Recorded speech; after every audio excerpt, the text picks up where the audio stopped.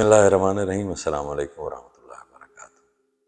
صاحبو، ایک دکاندار نے ایک خوبصورت طوطا پال رکھا تھا۔ اس خوش آواز سبز رنگ کے طوطے سے اس دکاندار کو بہت محبت تھی۔ یہ بلبل ہزار داستان اپنی دل فریب باتوں سے گاہکوں کے دل بھی خوش کرتا تھا۔ اسے جو بات سکھا دی جاتی فوراً سمجھ جاتا۔ مالک کی غیر موجودگی میں نہ صرف دکان کی نگہبانی کرتا بلکہ گاہکوں سے مزے مزے کی باتیں کرتا رہتا۔ راستے میں آنے جانے والے لوگ بھی اس کی سحر انگیز باتوں سے خوش ہوتے تھے۔ ایک دن دکاندار کسی ضروری کام کے لیے کہیں گیا ہوا تھا کہ اچانک ایک بلی دکان کے اندر گھس آئی اور ایک چوہے کے پیچھے بھاگی۔ طوطے نے سمجھا آج میری خیر نہیں، اپنی جان بچانے کی خاطر دکان میں آ گئے۔ پیچھے پنجرے میں پر پھڑپڑانے لگے۔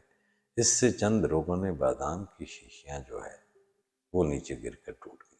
جب دکاندار واپس آیا تو ہر طرف جو ہے وہ روغن بادام کا تیل جو ہے وہ بکھرا ہوا تھا اور شیشیاں الگ ٹوٹی ہوئی تھیں۔ یہ دیکھ کر اسے بہت غصہ آیا اور اس نے طوطے کو مار مار کر اس کا سر گنجا کر دیا۔ طوطے کو بے قصور سزا ملی تھی جس کا اسے بہت رنج ہوا۔ چند لمحے پہلے کہاں وہ بلبل ہزار داستان بنا ہوا تھا اور کہاں اس مار کے بعد اس نے بول چال ہی ترک کر دیا۔ اس کی شیریں بیانی اور شکر فشانی بالکل جاتی رہی۔ طوطے کے اس فعل سے دکاندار کو سخت پریشانی اور ندامت ہوئی اور اپنے کیے پر پچھتایا۔ دکاندار کو طوطے سے بڑی محبت تھی۔ طوطے کی خاموشی اس کے لیے ناقابل برداشت بنتی جا رہی تھی۔ اس نے سوچا کہ اب کیا کروں، کیونکہ اس کی طوطلی باتوں سے دکاندار کو بڑا لطف ملتا تھا۔ اس نے کئی دن تک طوطے کی خوشامد کی اور طرح طرح کے پھل دیے کہ وہ کسی طریقے سے جو خوش ہو جائے اور دوبارہ سے بولنے لگے، لیکن طوطا تھا کہ بالکل ہی خاموش تھا۔ اس کی دکان پر جو گاہک آتے تھے وہ بھی اس کی خاموشی پر تعجب اور افسوس کرتے تھے۔ دکاندار نے بڑے جتن کیے لیکن طوطے کی مہر سکوت نہ ٹوٹی۔ اس طرح کئی دن گزر گئے۔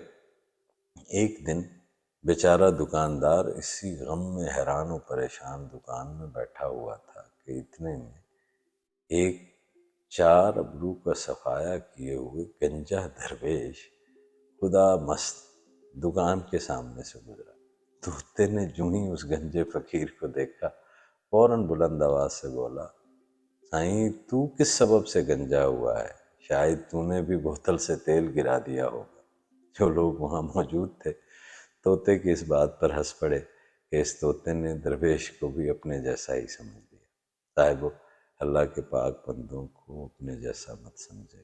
اگرچہ لکھنے میں شیر اور شیر یعنی دودھ کو ایک ہی طرح لکھا جاتا ہے لیکن ان کے معنوں میں فرق ہے۔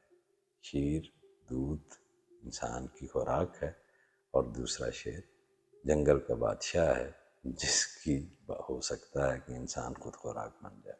دنیا میں بہت سے لوگ اس غلط قیاس آرائی کے سبب گمراہ ہو گئے۔ ان assumptions کے تحت غلط قیاس سے کبھی انہوں نے انبیاء کے ساتھ برابری کا دعویٰ کیا اور کبھی اولیاء اللہ کو اپنے برابر سمجھتے رہے۔